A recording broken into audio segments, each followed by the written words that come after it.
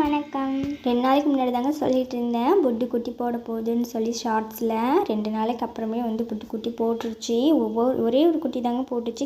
அதுவும் வந்து கெடா குட்டியாக போட்டிருக்கு. கெடா வந்து என்கிட்ட இல்லவே இல்லை. நான் கெடா வைக்கும்போது ரொம்பவே கவலைப்பட்டேன், புட்டுவோட கெடாவை. நீ கவலைப்படாத தீபி, நான் உனக்கு 2வது வந்து கெடா குட்டியே போட்டுடுறேன் அப்படின்னு சொல்லி கெடா குட்டியே போட்டுருச்சுங்க புட்டு. ஃபஸ்ட் ஈத்து போடும்போது தாங்க ரொம்ப வயலண்ட்டாக பண்ணி போடும். செகண்ட் டைமில் சைலண்ட்டாக போட்டுருச்சு. என்னன்னு தெரியல. எல்லாருமே இப்படி தான். ஃபஸ்ட் டைம் வந்து ரொம்ப அதுக்கு வலியாக இருக்குங்க. 2வது ஈத்துலாம் போடும்போது வந்து வலியே இல்லாமல் போட்டுருவோம். ஒரு குட்டி போட்டாலும் நல்லா ஆரோக்கியமாக போட்டுருச்சு. எனக்கு அதுவே போதுங்க. எனக்கென உன்னை தந்து உனக்கிற கண்ணை தந்து அதன் வழி எனது காண சொல்லியதே. நீ அடம் பிடித்தாலும் அடங்கி போகின்றே. உன் மடி மெத்தை மேல் மடங்கி கொள்கின்றேன். தனநானனம் தனனந்தம் தனநானனம் தரனந்தம் தனநானனம் தனனந்தம். குட்டி போட்டு 1 ஹவர்லேயே வந்து பால் குடிக்க எந்திரிச்சிச்சு. பால் குடிச்சிட்டு இருந்துக்கு. ஆடு இன்னும் வந்து நஞ்சு போடலைங்க. நஞ்சு போட்டால் நஞ்சு வந்து ஆடே சாப்பிட்ரும், இல்லைன்னா நாய் வந்து தூக்கிட்டு போயிடும். அதனால் சொல்லிட்டு வந்து நஞ்சு போடுற வரைக்கும் பக்கத்துலேயே வந்து உட்காந்துருக்கும். நஞ்சு போட்டுச்சுன்னா கொண்டு போய் வந்து பால் மரத்தில் வந்து கட்டி வைக்கணுங்க.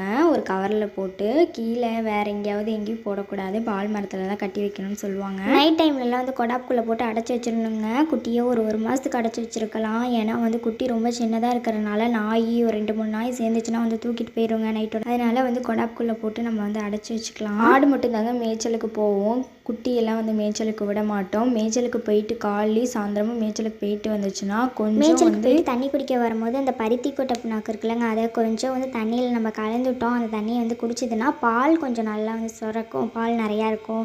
ஆட்டுக்குட்டிக்கு போதுமான அளவு இருக்குன்னு சொல்லுவாங்க. அதனால வந்து அதை வந்து நம்ம தண்ணியில் கொஞ்சம் கலந்து விட்டுக்கலாம். ஒரு 10 நாள் கலந்து விட்டால் போதுங்க. நம்ம ரவுடிக்கு வந்து மூக்கணாங்கயிறு அவுந்துக்குச்சிங்க. கொண்டு போய் தரிசில் காலையில் மேய்ச்சலுக்கு கட்டும் போது வந்து அவுந்துக்குச்சு. சரின்னு சொல்லிட்டு ஒரு 11 மணிக்கு தண்ணி காட்டி அதுக்கப்புறம் ஒரு பக்கத்தோட தையை ஒருத்தவங்க இருப்பாங்க. அவங்க தான் மூக்கணாங்கயிறு குத்துவாங்க. அவங்கள கூப்பிட்டு வச்சு வந்து மரத்தில் கட்டி விட்டு அதுக்கப்புறம் வந்து குத்த ஆரம்பித்தாங்க. அதுக்கும் வந்து ஓட்டை வந்து ரொம்ப சின்னதாக இருந்துச்சுங்க. ஒரு டைம் ஃபஸ்ட்டு குத்தி பார்த்தாங்க, உள்ளே போகல. அதுக்கப்புறம் திரும்பி கழட்டிட்டு ஒரு சின்ன கவர் எடுத்து அதுக்கப்புறம் அதுக்கு தகுந்த மாதிரி ஒரு கவர் போட்டு மூக்கையும் கட்டி விட்டு அதுக்கப்புறம் வந்து குத்துனாங்க. பார்க்குற எங்களுக்கே வந்து ரொம்ப கண்ணெல்லாம் கலங்கிச்சிங்க. அதுக்கு எப்படி இருக்கும், பாவமாக இருந்துச்சு பார்க்குறதுக்கு. வந்து நம்ம மூக்கணாங்கயிறு குத்துலைனாலும் அது வந்து அடங்காதுங்க. அங்கேயும் ஓடிட்டுருக்கோம். இப்போ கூட எங்கள் அம்மா போய் பிடிச்சிருப்பாங்க. ஓட தான் போச்சு. மூக்கினோட ஓட்டை வந்து அதுக்கு சின்னதாக இருக்குங்க. சின்ன ஒரு கயிறு போட்டு குத்திருப்பாங்க மலருக்கு. அப்புறம் திரும்பியும் வந்து பெரிய கயிறு அவுத்துட்டு சின்ன கயிறு எடுத்துகிட்டு வந்து திரும்பியும் அந்த கோர்த்து அதுக்கப்புறம் வந்து குத்துனாங்க. கோணூசியில் கயிறு கட்டி ஒரு பக்கம் குத்திட்டு அந்த பக்கம் போய் வெட்டுக்குன்னு இழுப்பாங்கங்க. அந்த டைமில் தான் உயிரே போகிற மாதிரி அதுக்கு அப்படியே வலிக்கும். பாவமாக இருக்கும் பார்க்கும் போதே.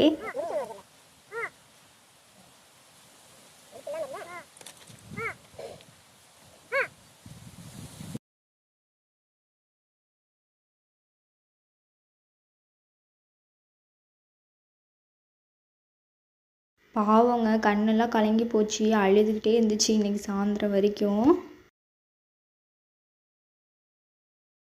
அடுத்தது நம்ம வந்து கன்றுக்குட்டியை பிடிச்சி வந்து மேவுக்கு ஒரு இடத்துல வந்து கட்டி விட்டுட்டு அதுக்கப்புறம் போய் நம்ம இன்றைக்கி பெரிய மாடுங்க சொர்ணாக்காவுக்கு தான் இன்றைக்கி வந்து செனையே ஆகலைங்க. 10 மாதத்துக்கு மேலே ஆகுது. நாங்கள் 3 டைம் ஊசி போட்டுட்டோம். இன்ன வரைக்கும் அது செனையாகலை. சரின்னு சொல்லிட்டு ஊசி போட டாக்டர் வராதுக்கு முன்னாடி இந்த தக்காளி பழம் 3, எலுமிச்சப்பழம் 1, அதுக்கப்புறம் வந்து வேப்பெண்ணெய் இருக்குல்ல, அது ஒரு 1/2 லிட்டர் பாட்டில் வாங்கிட்டு வந்து ஃபஸ்ட்டு வேப்பெண்ணெயை ஊற்றிக்கிட்டு அதுக்கப்புறம் எலுமிச்சம்பழம், தக்காளி பழம், இது முட்டையை லைட்டாக உடச்சி விட்டு உள்ளே போட்டு விட்டு அதெல்லாம் சாப்பிட்டா வந்து அதுக்கப்புறம் வந்து ஒரு 4 மணி நேரம் கழித்து ஊசி போட்டால் வந்து நிற்கும்னு சொல்கிறாங்கங்க சேனை.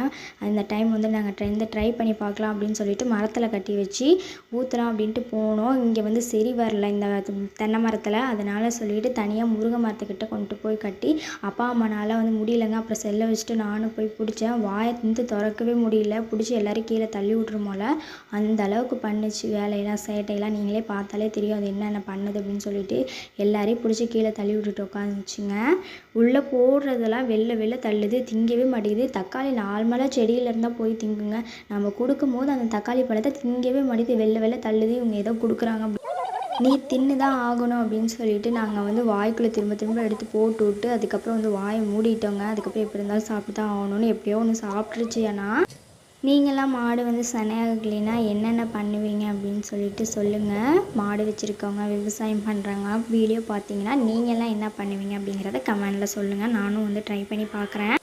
இந்த மாடை பற்றி தெரியாமல் நாங்கள் வந்து வாங்கிட்டோங்க. ஆரம்பத்தில் வந்து வாங்கிட்டு வந்து 1 வருஷம் தான் ஆகுது. ஆனால் கன்று போட்டு தான் இந்த மாடு வந்துச்சு. இப்போ ஆரம்பத்தில் வந்து 10 லிட்டர் கறந்துட்டு இருந்துச்சுங்க. அதுக்கப்புறம் ஒரு 3-4 மாதம் ஆக 5 லிட்டரு 4 லிட்டரு இப்படி தான் வந்து கறந்துச்சு. இப்போலாம் வந்து 1 லிட்டரு 1.25 லிட்டரு தான் கறக்குது. ஒரு நேரம் தான் கறக்குறோம். நாங்கள் இந்த மாடு வந்து தங்க காசுக்கு மேலே போட்டு வாங்கினோங்க. 77,000 போட்டு வாங்கினோம் வாங்கும் போது.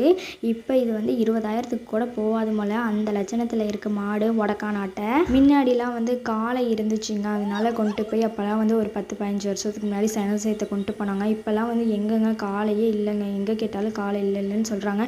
இல்லைன்னா ஒரு 2வது ஊசி போடும் போதே சரி வரலைன்னா சேத்துலான்னு தான் பார்த்தோம். காளை இல்லை அப்படின்னு சொல்கிறாங்க எங்கே பார்த்தாலும். 5 நாளைக்கு ஒரு தடவை வந்து தாண்டுங்க. அமாவாசை பௌர்ணமி வந்தால் வந்து தாண்டு வரும். இந்த தாட்டி வந்து பௌர்ணமிங்க. நேத்தியே வந்து தாண்ட ஆரம்பிச்சிருச்சு. ஈவினிங்கே நாங்கள் நைட்டு கொடுக்காம இப்போ மார்னிங் வந்து கொடுத்துட்ருக்கோம். ஒரு 11 மணி போல். ஈவினிங் வந்து டாக்டர் ஊசி போடுறேன்னு சொல்லியிருந்தாங்க. முட்டை, எலுமிச்சம்பழம், அதுக்கப்புறம் வந்து இந்த வேப்ப எண்ணெய், தக்காளி, முருங்கை இலை, அதுக்கப்புறம் வந்து கத்தாழை இதெல்லாம் கொடுக்க சொல்லியிருக்காங்க. நாங்கள் வந்து ஒவ்வொரு நாளும் ஒவ்வொன்றும் கொடுத்துக்கலாம் அப்படின்னு இருக்கோம். நீங்களும் வந்து சினையாகலைன்னா மாடு இந்த மாதிரி வந்து ட்ரை பண்ணி பாருங்கள் ஒரு டைம். பொடி வெங்காயம் இருந்துச்சுங்க. இந்த தோட்டத்தில் வந்து வெள்ளாமெலாம் வைக்க முடியாது, அந்தளவுக்கு தண்ணி இல்லை. இப்போ வந்து மரத்துக்கு பாய்க்கிற அளவுக்கு தாங்க தண்ணி இருக்குது. 250 மரம் இருக்குது, தேங்காய் மரமே. அதுக்கு மட்டும் தான் இப்போ நாங்கள் வந்து தண்ணி பாய்ச்சிட்ருக்கோம். கொஞ்சம் சோளம் போட்டிருக்கோம் மாட்டுக்கு அளவுக்கு. அதில் வந்து ஓரக்காலில் வந்து வாய்க்காலில் வந்து இடம் இருந்துச்சுங்க. சரி தண்ணி போகிற வாய்க்கால் தானே, இதில் வந்து வெங்காயம் கொஞ்சம் நட்டு வைக்கலாம் அப்படின்னு சொல்லிட்டு எங்கள் அம்மா வந்து வெங்காயம் நட்டு வச்சிட்ருக்காங்க. பொடி வெங்காயம் தான். வந்தால் வரட்டு வரலைன்னா போட்டோம். நாங்கள் வந்து தூக்கி எறியலான் இருந்தோம். அந்த வெங்காயத்தை கொண்டு போய் நட்டு வைக்கலாம் அப்படின்னு சொல்லிட்டு எங்கள் அம்மா ஏன் தூக்கி எறியணும், வேஸ்ட்டாக போயிடும் அப்படின்னு நட்டு 4 மணி ஆயிடுச்சு. அம்மா வந்து வெங்காயம் நட்டு வச்சிட்ருக்கேன். நான் ஆடெல்லாம் கொண்டு வந்து ஓட்டி விட்டு தரசில் வந்து மேய்ச்சிக்கிட்டு உட்காந்துருக்கேங்க.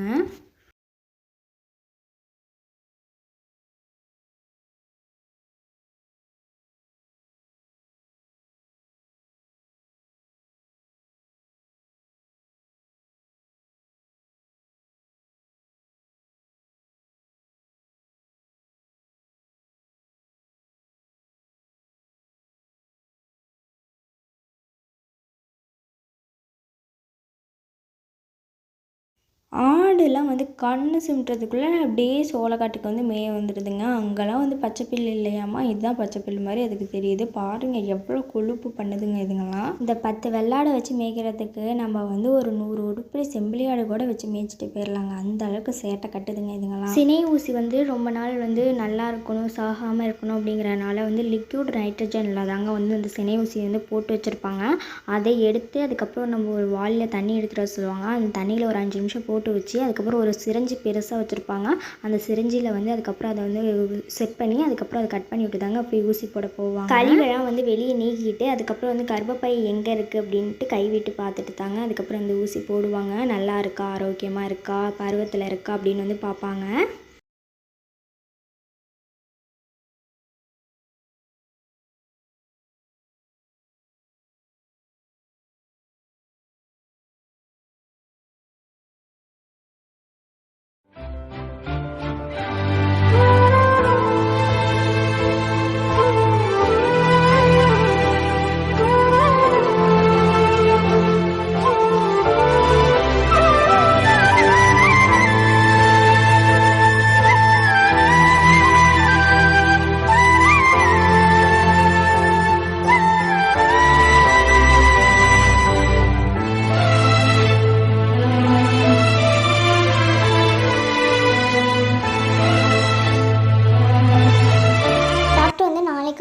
ஊசி போடணும் அப்படின்னு சொல்லிட்டு போயிருக்காங்க. இப்போ வந்து தண்ணி ஊற்றி விடுங்க மேலே அப்படின்னு சொன்னாங்க. சரின்ட்டு ஒரு 2 வாளி எடுத்துகிட்டு வந்து அம்மா வந்து கட்டி வச்சு தண்ணி ஊற்றிட்டு இருக்காங்க. ஒரு 2-3 மணி நேரம் வந்து மாடு வந்து இப்படியே வந்து கையில் வந்து கட்டியிருக்கட்டுங்க. தலை வந்து மேலால் இருந்தால் மட்டும்தான் அது வந்து மருந்து கொடுத்துருக்காங்களா, அந்த மருந்து வந்து கக்காமல் இருக்கும், இல்லைனா கக்கிரும், கீழே வாய் வழியாகவே கீழே வந்து கக்கிரும்னு சொல்லுவாங்க. நாளைக்கு காலையில் வரைக்கும் நாளைக்கு ஈவினிங் வரைக்கும் கூட மாட்டை வந்து நிழல்லே கட்டி வச்சு மேலே வந்து குளிர்ச்சியாக நம்ம தண்ணி ஊற்றி வச்சு நிழல்லே தீனி போட்டு வச்சுருக்கலாங்க. மாடுக்கு வந்து தவிடு தண்ணி ரொம்ப காமிக்கக்கூடாது, பச்சை தண்ணி காமிச்சாலே போதும் குடிக்கிறதுக்கு. வீடியோ பிடிச்சிருந்தால் லைக் பண்ணுங்கள், ஷேர் பண்ணுங்கள், சப்ஸ்கிரைப் பண்ணுங்கள். இதோட நெக்ஸ்ட் வீடியோவில் சந்திக்கிறேன். டாட்டா, பாய் பாய்.